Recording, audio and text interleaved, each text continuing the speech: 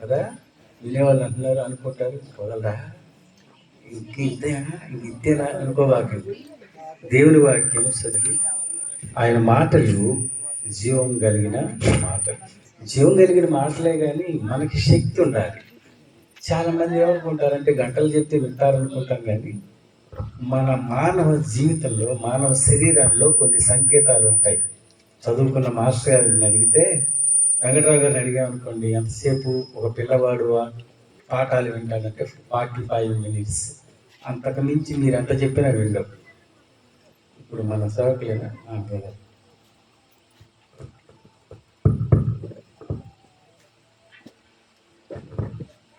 ఎంత చెప్పినా వినే అవకాశం లేదు. అంతసేపు చెప్పకుండా కొద్ది నిమిషాల్లో ముగిస్తాం.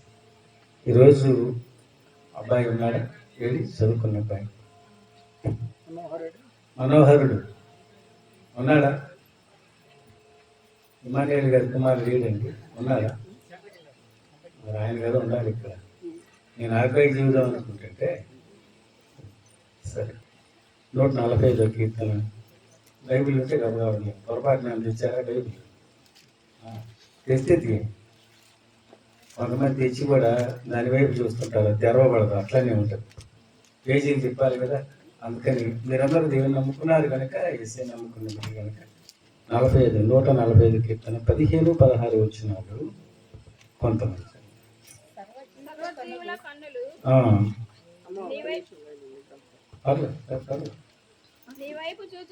నీ వైపు చూచుతున్నది తగిన కాలమందు నీవు వారికి ఆహారం ఇచ్చేది. నీవు నీ గుప్పిని విప్పి ప్రతి జీవి కోరికను తృప్తిపరచుచున్నావు. ఓకే, ఇంకొక మాట చదువుతారా? అదే కీర్తన గ్రంథం 115:13. అదే కీర్తన గ్రంథం 115:13. పిల్లలనేమి పెద్దలనేమి తన యందు భయభక్తులు గల వారిని యెహోవా ఆశీర్వదించును. యెహోవా మిమ్మును ఉంది కదా, మిమ్మును మీ పిల్లలను వృద్ధి పొందించును. భూమి ఆకాశములను సృజించిన యెహోవా చేత మీరు ఆశీర్వదింపబడిన వారు. చిన్న ప్రార్థన. పరిశుద్ధుడు అయిన మా తండ్రి, ఈ మాటలు మీరు కనుక మీరు మాట్లాడమని కుటుంబానికి, సంఘానికి చేరువచ్చిన వారందరికీ కూడా మేలుకరమైన మాటలు పరలోకంలో మీరే అందించమని ప్రభు అయిన యేసుక్రీస్తు నామం పేరిట ప్రార్థించి వేడుకుంటున్నాం తండ్రి. ఆమేన్. చిన్నగా అంటారే ఆమేన్. అది అట్లా రావాలి. నేనేం గట్టిగా ఏం చెప్తాను, చిన్నగా చెప్తా. ఈ మాటలు రెంటిని మనం కలుపుకొని చూద్దాం. మనం ఇట్లా సంభాషణ చేద్దాం. నేనేదో చెబుతున్నాను, మీరేదో వింటాగా. నేను ప్రశ్నిస్తాను, మీరు సమాధానం.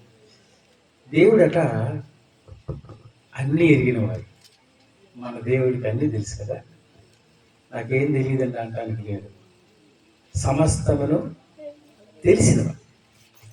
నేను తెలుసు, మా నాన్న తెలుసు, కోటేశ్వరరావు గారు తెలుసు, వాక్యం చెప్పిన ఆయన తెలుసు. మీరు తెలుసా?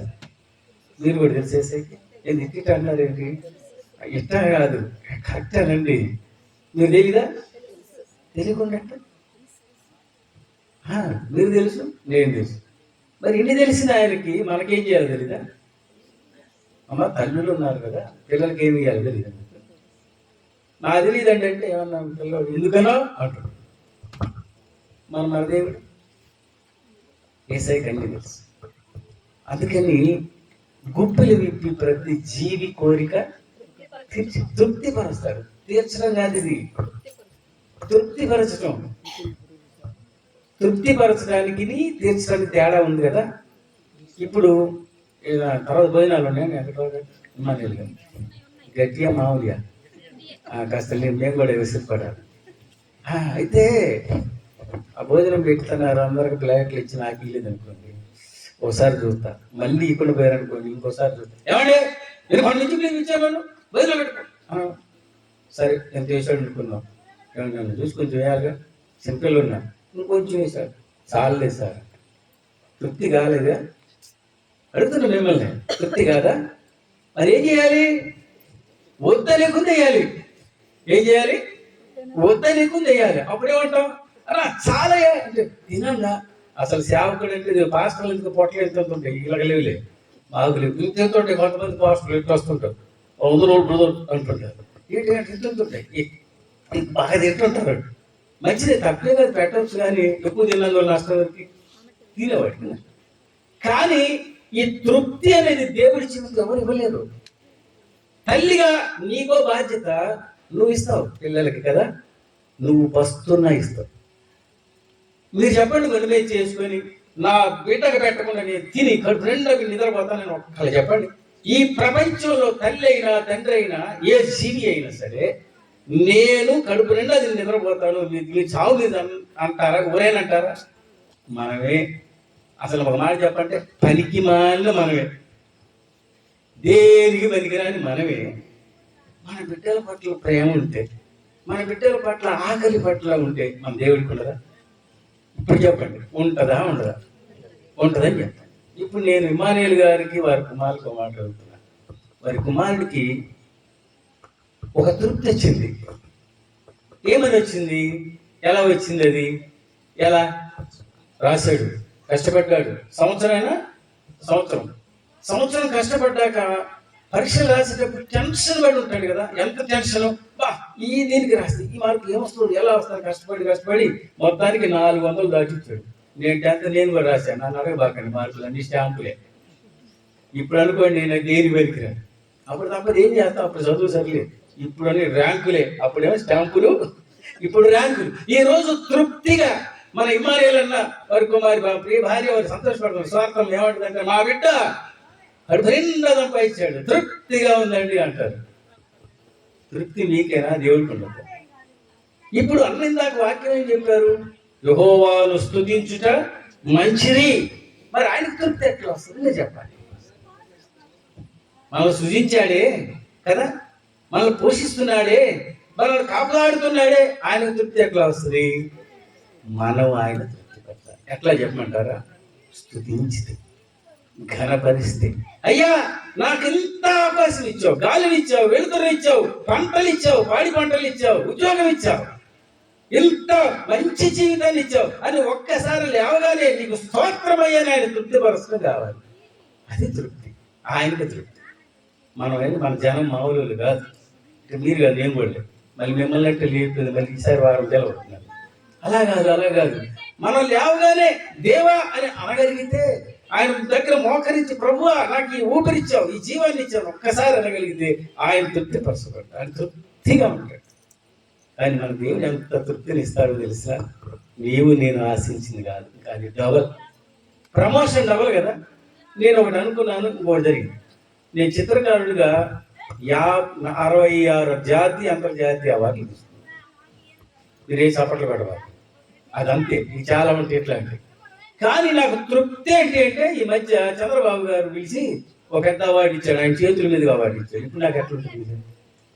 42 ఏళ్ళ కష్టం. ఈ తృప్తి అనేది ఒక అవార్డు ఇట్లా పట్టుకున్నప్పుడు వస్తుంది. అర్థమైందా అండి?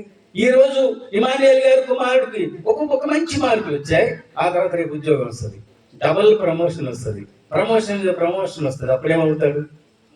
ఇంతకంటే పెద్ద మీటింగ్ పెట్టి, మంచి ఈటింగ్ కూడా పెట్టి వీళ్ళారు ఆలోచించి మన దేవుడు తృప్తి పరచే.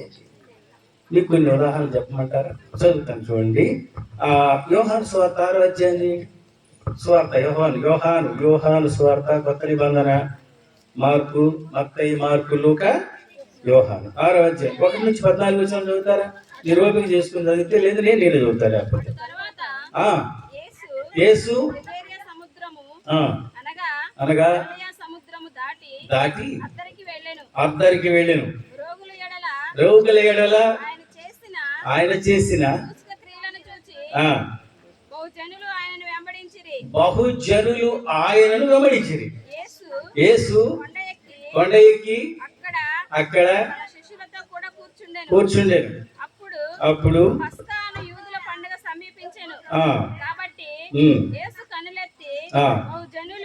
బహుజనులు బాగా తన యొద్దకు వచ్చుట చూచి వీరు భుజించుటకు ఎక్కడ నుండి రొట్టెలు కొని తెప్పింతుమని పిలుపును అడిగారు గాని ఏమి ఇక్కడ ఇది చాలా మంచి వాక్యం ఏంటంటే ఏమి చేయనై ఉండెను తాను ఎరిగి ఉండి అతనిని పరీక్షించుటకు అలాగని. ఇంతవరకు చాలు, తర్వాత చదువుతాను.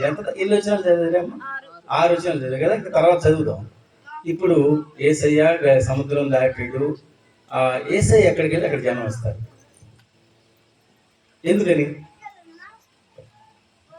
ఇంకెత్తుంటాడు, నాలాగుండడు, 6 అడుగులు ఉంటాడు. అందరిలో అతి శ్రేష్ఠుడు, అందరిలో అతి సుందరుడు, 10,000 మందిలో గుర్తించగలిగినటువంటి వాడు. యేసయ్య వస్తున్నాడు అంటే ఆయన మాట, ఆయన నడక, ఆయన చేసే పని అన్ని స్పెషలే. ఆయన దగ్గర కత్తులు లేవు, నో యుద్ధాలు, గదలు లేవు, పిస్తోలు లేవు. ఆయన మాటే జీవం కలిగిన మాట. ఆయన వస్తున్నాడంటే బహుజనులు వెంబడిస్తున్నారు. అందులో మల్లాటి వాళ్ళు కూడా ఉన్నారు. ఎలా వస్తారు జనం చెప్పండి మీరు? ఇప్పుడు ఇదే స్వస్థత కోటాలనుకోండి, ఏది స్వస్థత కోటాలు మీరు పెద్ద బ్యానర్ కట్టి కానీ అక్కడ వెళితే ఇప్పుడు మామూలు ఇదంతా జనమే ఉండేవారు. అన్నా నా కోసం ప్రార్థన చేయండి. మీకు విషయం చెప్పనంటారా? ఒక ఆయన నాలంటాడు, ప్రార్థన చేసి చేసి చేసి షుగర్కి డౌన్ అయి కింద పట్టు. ఏం డౌన్ అయింది మరి? ఈయనకి ప్రార్థన చేయాలి. అమ్మా నీ రోగాల కోసం కాదు, యేసయ్య జీవాహారం ఇచ్చేవాడు, ఆయన ఎరిగిన వాడు. అందుకనే బహుజనులందరూ ఆయన దగ్గరకు వచ్చేది ఎందుకో తెలుసా? కొంతమంది తినటానికి, కొంతమంది వినటానికి. మరి మీరు తినడానికి వచ్చారు, వినటానికి వచ్చారు? తినడానికి వచ్చిన వాళ్ళు ఎంతమంది? నేనే చేయొచ్చు, నేను చెప్తున్నా కదా, తగి అయిపోయాక తింటాను. దేవుడు మీకు ఆహారాన్ని ఎలా ఇస్తాడో చూడండి. ఎలా ఇస్తాడు అంటే అందరు ఇచ్చినట్టు కాదు. నేను ముందే చెప్పాను, ప్రతి జీవి కోరికను, ఆ పదం గుర్తుపెట్టుకు, తృప్తి పరుస్తాడు. జనం అందరూ వచ్చారు, వాక్యం వింటున్నారు. మీలాగే చాలా మంది ఇట్లా అలసిపోయి ఉన్నారు. చాలా దినాలు, చాలా రోజుల నుంచి వింటున్నాగా ఆకలి అవుతా ఉంది. అవుతే అప్పుడు దేవుడు అన్నాడు, ప్రతి వాని ఆకలి ఎరిగిన దేవుడు అన్నాడు, ఇంతమంది వచ్చారే మీరందరికి భోజనం పెట్టాలి అన్నాడు. ఏం పెట్టాలట? భోజనం. ఎన్ని వేల మంది తెలుసా మీకు? ఎన్ని వేల మంది తెలుసా? ఇప్పుడే సహోదరుడు గోపాల్ ఆటో వేసుకొని వచ్చాడు. ఎంతమందికి? ఒక 50 మంది భోజనం తెచ్చారు. 7,000 ఖర్చు అయింది, అంతేనా బ్రదర్? ఓకే. ఈ తయారు చేయడానికి ఎప్పటి నుంచో మంటలు పెట్టి చికెన్ కట్ చేసి అన్ని చేసి ఇంత చేస్తే వచ్చింది. మనం ఆ టైపే చూద్దాం, ఎప్పుడు పెడతారంట అని. మరి ఆకలి కొన్న వారికి అక్కడ ఏ ఆహారం వస్తుంది? బహుజనులందరూ ఆకలి కొంట ఎవరికి తెలిసింది? ఎవరు చెప్తున్నారు ఈ మాట? జనం చెప్పట్లా, యేసయ్య చెప్తున్నాడు. పిలుపు పిలిచాడు. పిలుపు రా అన్నాడు. ఇక్కడ చూసావా, జనాలు చూసావా అంటే చూశాను. వాళ్ళందరికి ఆకలి అవుతుంది కదా. నీకెక్కడ తెలుసు? నాకు తెలియదు. వాళ్ళ ఆకలి నాకు తెలియదా? అవును, వాళ్ళందరూ ఆకలికున్నారు కదా. అయితే ఏం చేద్దాం? ఏమైనా తీసుకొస్తావు రొట్టెలు? ఊరుకో స్వామి, బలివాడు ఆకలి. ఈయనకి వీళ్ళందరికీ రొట్టెలు తేవాలంటే ఎన్నో వేల రూపాయలు, లక్షల రూపాయలు అయితే. ఎన్ని వేల మంది? 5,000 మంది పురుషులు, స్త్రీలు, పిల్లలు కాక 5,000 మందికి ఆహారం తీసుకురావాలంటే ఎన్ని లక్షలు ఖర్చు పెట్టాలి మీరు చెప్పండి. ఎంత వంట వండాలో చెప్పాలి. కట్టెలు ఎక్కడి నుంచి వస్తాయి? నీళ్ళు ఎక్కడి నుంచి వస్తాయి? వింటున్నారా? వాటి సంభారాలు ఎక్కడి నుంచి వస్తాయి? ఇన్ని తేవాలంటే ఎక్కడి నుంచి తేవాలంటే ఆయన పరీక్షిస్తూ అడిగితే, బాయ్ పిల్లలు రైట్ అట్టెళ్ళండమ్మా, పిల్లల్ని గట్టిగా ఏమన్నంటే మా మీద ఏదో జరుగుతుంది, గ్యారంటీ గొడవలు చేస్తాను, నువ్వే గో బయటకు అంటాను. మనగా లేకపోతాం. అప్పుడు ఆయన అంటున్నాడు, వాళ్ళందరినీ కూర్చోబెట్టండి. మీరు ఒకసారి ఆలోచన చేయండి. ఏమి చెయ్యనై ఉన్నాడో ఎరిగి ఉండి వాళ్ళందరూ కూర్చోబెట్టమన్నాడు. అందరినీ కూర్చోబెట్టారు. పచ్చిక బయలు, కొండ ప్రాంతం, చల్లటి గాలి వస్తూ ఉంది. అందరూ వరుసలుగా కూర్చున్నారు, వంతుల వారికి కూర్చున్నారు. నేను చదవకల్లా మొత్తం స్టోరీ హిస్టరీ చెప్పేస్తా. అప్పుడు యేసుప్రభు ఎవరి దగ్గర ఉన్నాయా? ఏమైనా అంటే ఒక అబ్బాయి అండి, చిన్న అబ్బాయి. ఆ అబ్బాయి దగ్గర ఎన్ని ఉన్నాయంట? 5 రొట్టెలు, 2 చిన్న చేపలు ఉన్నాయి. వాటిని తీసుకురమ్మన్నాడు. అట్లా పెట్టాడు. మిమ్మల్ని అడుగుతా, వాటి వైపు ఇట్లా చూసి వాళ్ళు అనుకున్న శిష్యులు మనకు పెడితే బాగుంది అనుకుంటారు అనుకోరు. మీరు చెప్పండి, ఇది 5 రొట్టెలు 2 చిన్న చేపలు, బ్యాచ్ ఎంత? దాదాపు 10,000 మంది. 5,000 మంది కాదు, 10,000 మంది లెక్క ఇస్తే ఎట్ట సరిపోద్ది అబ్బా? సరిపోతే ఏం చేయాలి ఇక్కడ? ఏం చేయాలి చెప్పండి? అందుకే ముందే చెప్తున్నా, ఏమి చేయనై ఉన్నాడు. అది ఎరిగినటువంటి దేవుడు. ఏమండి మానేయ గారు, నీ బిడ్డను ఏం చేయన్నాడు ఆయనకు తెలుసు. అందుకే పరీక్షలు పాస్ అయ్యేటట్టు చేశాడు. ఆ నెక్స్ట్ ఏమవుతాడు నీకు తెలుసా? అస్సలు మీరు ఊహించలేరు. ఊహించిన దానికంటే అడిగిన దానికి అత్యధికమైన వస్తాయి మీకు ఆశీర్వాదాలు. ఎలాగా? దేవుని నమ్ముకుంటే, ఆయన నమ్ముకుంటే. ఇప్పుడు ఆయన ఏమన్నాడంటే, తీసుకురమ్మంటే సగం నాకు తీసుకొచ్చి పెట్టారు, చక్కగా పెట్టారు. మేము లాస్ట్లో ఒక క్వశ్చన్ అడుగుతా, సమాధానం కరెక్ట్గా చెప్పాలి. మొత్తం ఏం చేశారంటే 12 గంపలు తెచ్చారు. మొత్తం తీసుకు ప్రార్థన చేయటం, పంచడం, ప్రార్థన చేయటం, అందులో మొత్తం మంచిగా తింటున్నారు.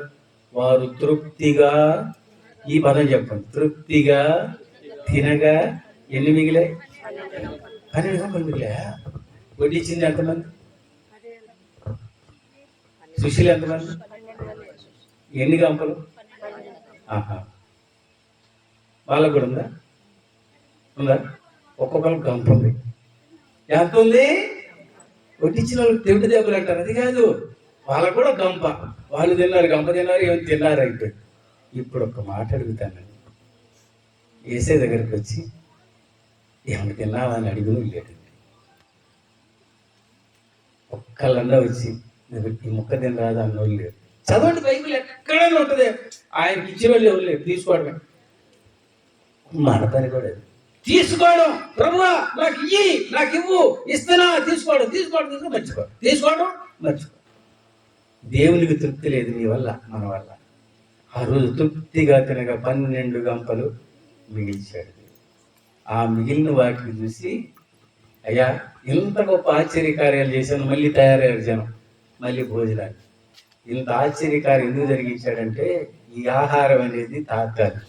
మళ్ళీ 2వ రోజు వచ్చారు, మళ్ళాగానే ఆశపడి వస్తే ఆయన అన్నాడు, మళ్ళీ నేను రొట్టెలు చేస్తా అనుకున్నారా? జీవాహారము నేనే, నా శరీరము తిని నా రక్తము త్రాగువాడు నిత్య జీవము గలవాడు. ఇది తీసుకోండి, అది కాదు. మీరు ఎంతమంది జీవాహారం తీసుకున్నారు? యేసయ్యని నమ్ముకుంటే అదే జీవాహారం, యేసయ్యని ఆరాధిస్తే అదే జీవాహారం. నేను ఇంకొకటి కూడా చూపిస్తాను, చూడండి. అదే యోహాను సువార్త 4వ అధ్యాయం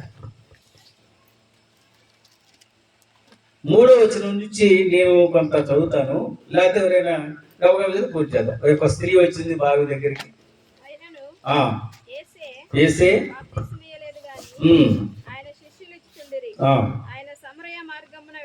సమరయ్య మార్గమున వెళ్ళవలసి వచ్చెను కనుక యాకోబు తన కుమారుడైన యోసేపుకిచ్చిన భూమి దగ్గరనున్న సమరయలోని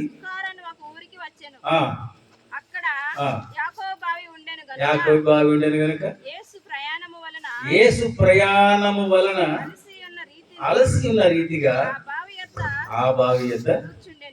ఇప్పుడు ఒక మాట చెప్తాను అంటారు కాబట్టి, యేసు ప్రభు సమరయ్య, గలిలయ.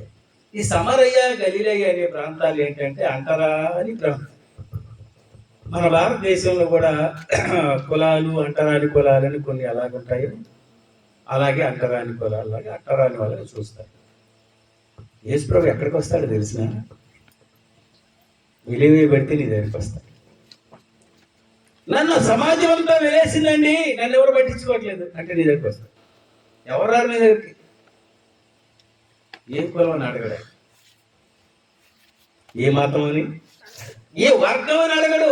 నువ్వు ఎత్తున్నావా, ఇంత ఎర్రగున్నావా, నల్లగుండి, ఇది అడగడు. నీ బిడ్డలు నల్లగుంటే ప్రేమిస్తారా, ఎర్రగుంటే ప్రేమిస్తారా? చెప్పండి. మన పిల్లలు ఎర్రగుంటేనే ప్రేమిస్తామా, నల్లగుంటే ప్రేమిస్తామా? మరి యేసయ్యకి ఎంతమంది బిడ్డలు ఎలా ప్రేమిస్తున్నాడు? ఆయన ప్రేమ కలిగిన దేవుడు కనుక, ఆయన అందరినీ సమానంగా చూసే దేవుడు కనుక ఎవరి వల్ల వివక్ష లేదు దేవుడికి. యేసయ్యకి ఎవరి మీద వివక్ష లేదు, అందరూ సమానం. అందుకనే పేతురు అంటున్నాడు, యేసుక్రీస్తు అందరికీ ప్రభువు. మానవాదిగల దేవుడు అని. కులాల బట్టి దేవుడు కాదు ఆయన, అందరికీ దేవుడు, ప్రపంచ మానవాళికి దేవుడై ఉన్నాడు ఆయన. ఆయన ఆకలి ఎరిగిన వాడు కనుక అందరికి ఆహారం పెట్టాడు. అందులో ఎందుకు ఎంతమంది ఉన్నారు చెప్తారా? ఏ కులం అని అడిగారా? ఎగ్జాక్ట్గా నువ్వు ఏ ఊరు అబ్బాయి? వినుకోండి కదా, ఎక్కడ మీరు ఉండేది, ఏ పేటలో ఉంటావు అని అడిగారా? నువ్వు ఏ పేట లేదు, ఎక్కడ పుట్టావో తెలియదు, నాకు నీకేం నీ గురించి అంతా తెలియదు, రా నా దగ్గరికి రా, నీకు ఆహారం ఇస్తాను. ఇచ్చాడు, తృప్తిపరిచాడు. ఆయన తిన్నవాడు కదా, ఆయన ఇచ్చేవాడు. ఆయన ఎప్పుడు అడిగేవాడు కాదు. చాలా మంది అంటున్నారు ఇప్పుడు ఏసఐ కోసం అంటే అడుక్కుంటున్నారంట. ఎవరు అడుక్కుంటారండి? ఏమిస్తాము? ఇక్కడ ఈ స్త్రీ వచ్చింది, ఆ సమరయ స్త్రీ ఆ బావి దగ్గరికి వచ్చింది. వాళ్ళిద్దరి మధ్య సంభాషణ జరిగింది, అదంతా అవసరం లేదు. ఆ స్త్రీ వచ్చిన స్త్రీ ఆమెకు బిరుదు పెట్టారు ఆ ఊళ్ళో. ఏం స్త్రీ అన్నారు అని? ఇంకో పదం కూడా ఉంది. ఏ స్త్రీ అట? పాపాత్మురాలైన స్త్రీ. ఏందో నీతి మంతులు. మనం కూడా ఏం చేస్తామంటే భలే పేర్లు పెడతాం అంటాం, ఎందుకు ఈరోజు మంచివాడు. సహజంగా అలాంటి స్థితిలో ఉన్న స్త్రీ మధ్యాహ్నం వేళ వచ్చింది బావి దగ్గరికి. ఎందుకంటే ఎవరు లేని పరిస్థితుల్లో వస్తే గాని నా పని బాగా సులువైపోతుందని అలా వచ్చింది. యేసు ప్రభువు కూర్చున్నాడు, చూశాడు. అమ్మ మరేంటి భోజనం, నాకేమైనా మంచినీళ్ళు ఇస్తావా? బాగా వినండి, మంచినీళ్ళు ఇస్తావా అన్నాడు.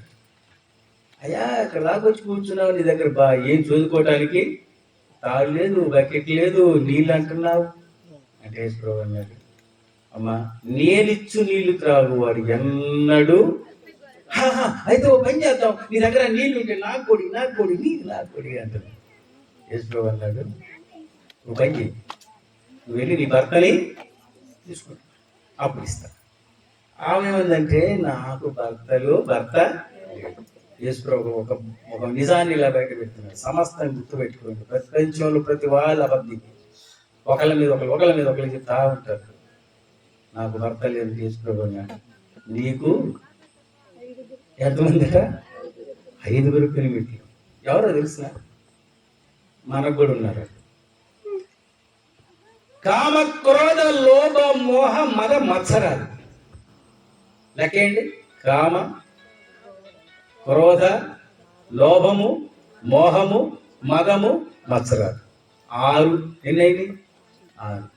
6. ఇప్పుడున్నవాడు నీ పెనిమిడి కాదని వాడు 6. ఎన్నైంది ఇప్పుడు? యేసు ప్రభువు అన్నాడు, నువ్వు అన్నావే అది కరెక్టే కానీ తీసురు 6.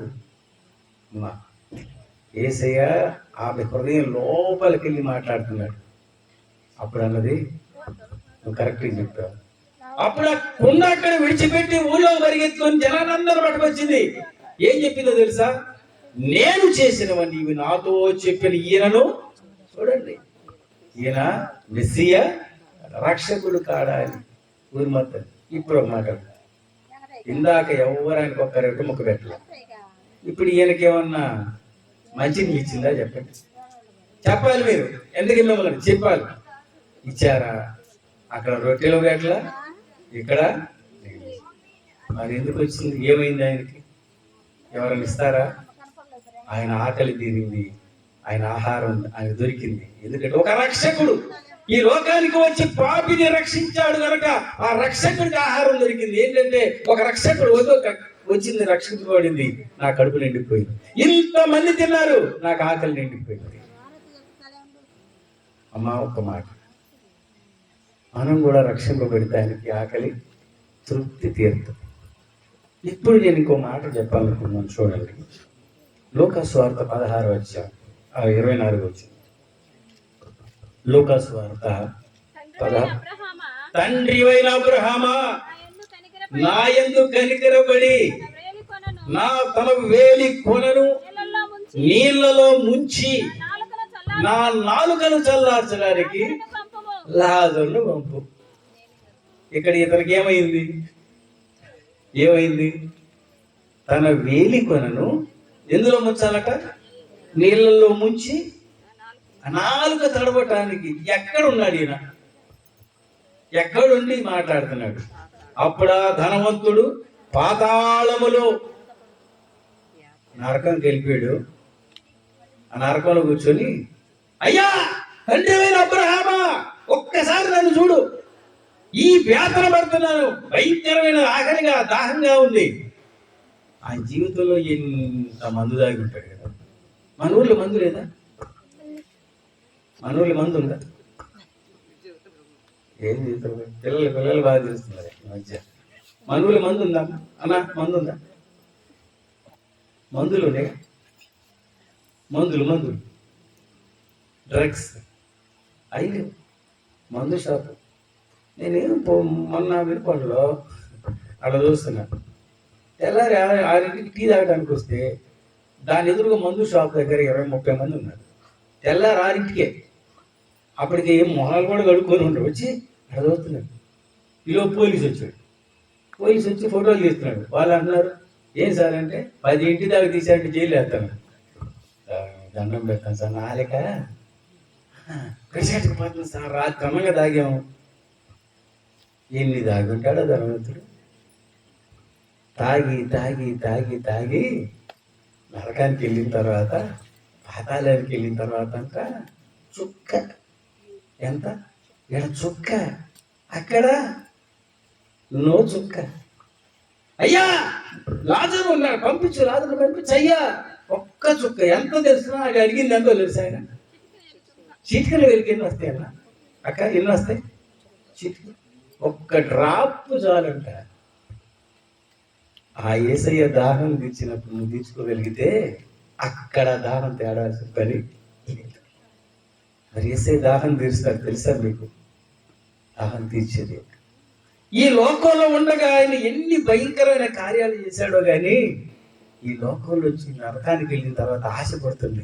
అయ్యా లాజరును పంపించయ్యా, ఓ పని చేయి, ఇంకొక పని కూడా చేయమని అన్నాడు. ప్రభువా నా సహోదరులు ఉన్నారు, వారికి ఈ లాజరును పంపించి 4 మాటలు చెప్పి వీళ్ళు ఇక్కడికి రాకుండా అక్కడే హ్యాపీగా రక్షణ పొందుతారు. ఆ ఛాన్స్ ఉందా?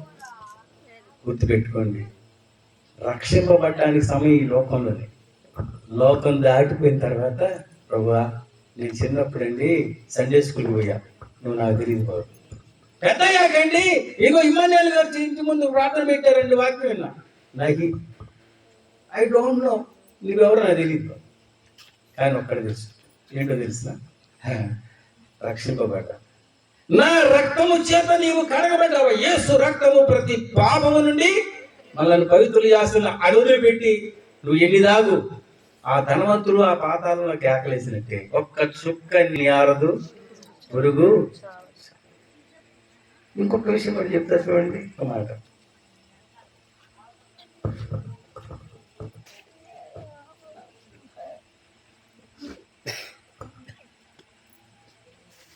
యోహాను సువార్త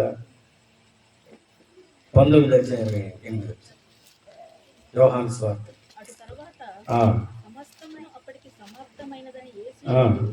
లేఖనము నెరవేరినట్లు నేను దప్పిక కొనుచున్నాను అని. ఎవరైనా గుర్తొచ్చాడా? 2000 సంవత్సరాల క్రితం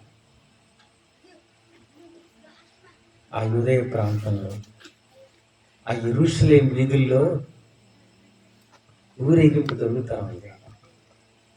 అతను ఏ తప్పు చేయలే, ఏ నేరం లేదని అధికారులు తీర్పు తెచ్చారు. అతను ఏ పాపం ఎరగనటువంటి వాడు, పాపం లేక ప్రత్యేకంగా ఉన్నవాడు, కల్మషం లేనటువంటి వ్యక్తికి అన్యాయమైన తీర్పు. ఇప్పుడు మీ ఊళ్ళో ఒక అబ్బాయిని అన్యాయంగా జైల్లో వేస్తే ఎంతమంది వెళ్తారు? మొత్తం. అయ్యా అన్యాయం అయ్యేవాడు అప్పుడు మంచివాడు ఎందుకు?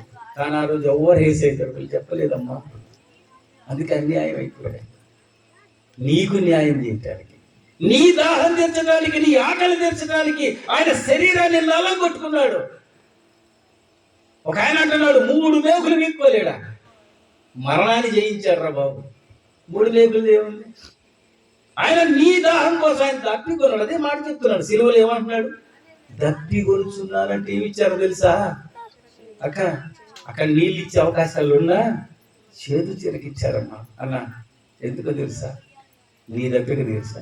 అక్కడ ధనవంతుడు ఎంత ఘోరంగా ఏడుస్తున్నాడో, అయ్యో నాకు దప్పి కావాలి, నాకు ఆహారం కావాలి, నాకు నీతి కావాలన్నాడు. ఎలా కేకలేస్తున్నాడు. అక్కడ తీరలా. ఇక్కడ యేసయ్య దప్పిక కొన్నది ఎందుకంటే నీకోసం. నేను ఇందాక చెప్పా, ఒక స్త్రీని రక్షించాడు.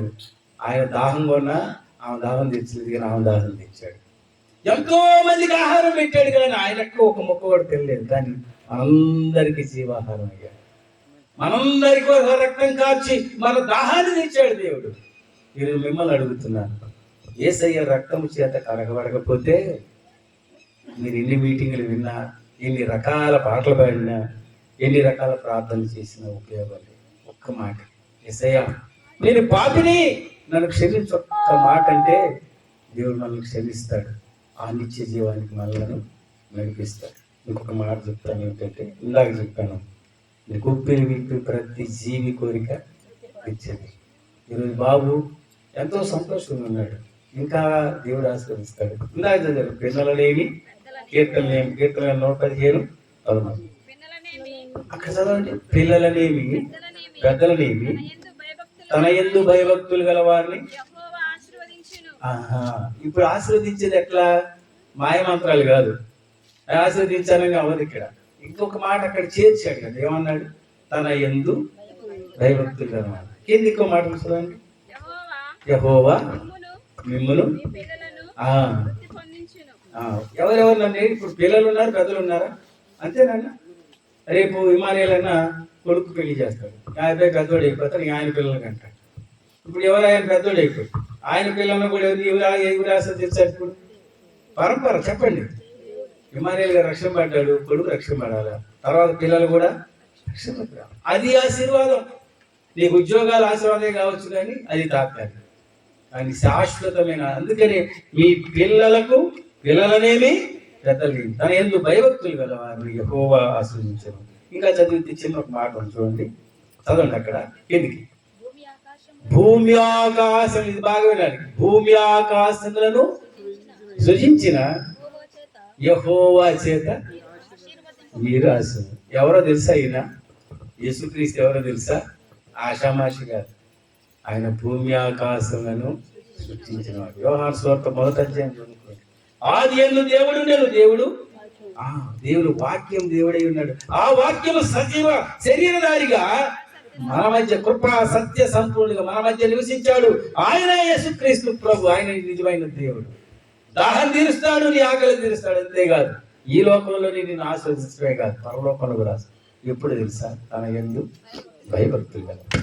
దేవుడి ఈ మాటలు నా అందరి కొరకు దీవించాడు. చిన్న ప్రార్థన, తల మూసుకుందాం. ఒక మాట ఆలోచన చేయండి, ఈ లోకంలో మిమ్మల్ని ఆశీర్వదించడం గొప్ప విషయం, కానీ పరలోక ఆశీర్వాదాలు కావాలంటే యేసయ్య నమ్ముకోవాల్సిందే, వేరే దారి లేదు. నమ్మి బాప్తిస్మం పొందు వాడు రక్షింపబడును, నమ్మని వారికి శిక్ష విధింపబడును యేసయ్య సెలవిచ్చాడు. ఈరోజు ఒక ఉన్నతమైన పరీక్షలు రాసి మంచి మార్కులు సాధించిన బిడ్డ రక్షింపబడ్డంత గొప్ప విషయం. వారి తల్లిదండ్రులు రక్షింపబడి ఆరాధన చేస్తారు. బిడ్డలు తరతరాలను కూడా దేవుడు ఆశీర్వించాలి అంటే యెహోవా యందు భయభక్తులు కలిగి యేసుక్రీస్తు నమ్ముకోవాలి. ఆయన యందు భయభక్తులు గల ఆయన తప్పకుండా ఆశీర్వదించాలి. ఆయన ఆకలి తీర్చే దేవుడు, దాహం తీర్చే దేవుడు. అందుకోసమే సిలువలో ఆయన దాహం ఉన్నాడు, ఆకలికి ఉన్నాడు. మన ఆకలి కొరకు, మన దాహం కొరకు. ఆయన జీవాన్ని ఇచ్చే దేవుడు, నిత్య జీవాన్ని ఇచ్చే దేవుడు. అటువంటి దేవుడు ఇంకా ఎవరైనా నమ్ముకోవాలని ఆశపడితే, ఎవరైనా ఉంటే దేవుని నమ్ముకోవాలని ఆశపడితే త్వరగా రండి, మీ కొరకై ప్రార్థన చేస్తారు. ప్రార్థన చేద్దాం. పరిశుద్ధులైన మా తండ్రి, ఈ మాటలు మీరే పరలోకం నుండి అందించారు. ముందుగా మీ దాసుల ద్వారా స్తుతించే విషయంలో 3 విషయాలను అందించినందుకు వందనాలు చెల్లిస్తూ, నన్ను కూడా మీరు ఈ కార్యాల నిమిత్తమై మీ బోరగా వాడుకున్నందుకే స్తోత్రాలు చెల్లిస్తూ, తదుపరి కార్యక్రమం అంతటిని కూడా బలమైన మీ హస్తాలకు అప్పగించుకుంటూ ప్రభు అయిన యేసుక్రీస్తు నామమున పేరట ప్రార్థించి వేడుకుంటున్నాం తండ్రి, ఆమేన్. ఇంతవరకు ఆశీర్వాదం గురించి చాలా శ్రేష్టమైన విషయాలు తెలియజేసిన జస్టిస్ గారికి వందనాలు తెలియజేస్తున్నాం. చివరిగా మీ అందరికీ ఒక ప్రశ్న.